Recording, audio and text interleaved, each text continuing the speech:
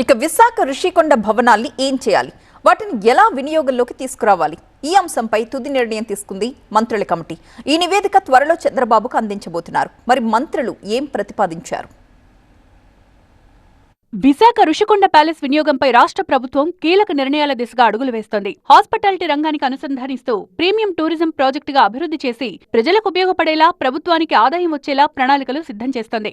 ఋషికొండ భవనాలను క్షేత్రస్థాయిలో పరిశీలించిన మంత్రులు పయ్యావుల కేశవ్, కందుల దుర్గేష్, డిఎస్బీవి స్వామి విశాఖలో సమావేశమై సుదీర్ఘంగా చర్చించి తుది నివేదిక సిద్ధం చేశారు. త్వరలోనే దీన్ని కేబినెట్ ముందు ఉంచనున్నారు. హాస్పిటాలిటీ వైపు వెళ్తేనే బెటర్ ఆప్షన్ అవుతుంది. బికాస్ ఆ లావిష్నెస్, ఆ ఖర్చు పెట్టినటువంటి ప్రజాధనము అనేటువంటిది కనీసం యూటిలైజేషన్లోకి వస్తుంది అనేటువంటిది.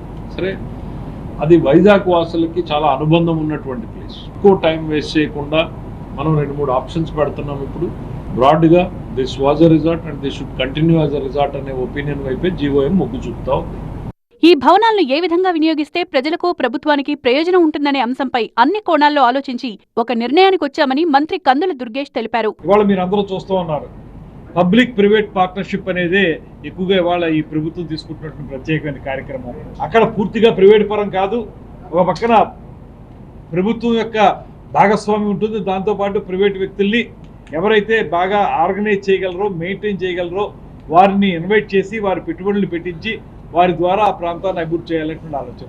అందువల్లే ఇవాళ మేము పబ్లిక్ ప్రైవేట్ పార్ట్నర్షిప్ కోసమే ఎక్స్ప్రెషన్ ఆఫ్ ఇంట్రెస్ట్ కి పిలుస్తున్నాం.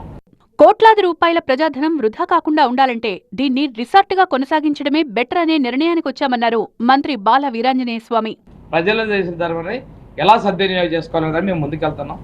దాంతోపాటుగా ఆ ప్రాంతంలో ఏదైతే రిసార్ట్స్ ఉన్నాయో వారి మళ్ళా కూడా ఆ విధంగా నిర్మాణం చేస్తే పాటు ప్రజలకు కూడా, సామాన్య ప్రజలకు కూడా అందుబాటులో ఉంచాలి.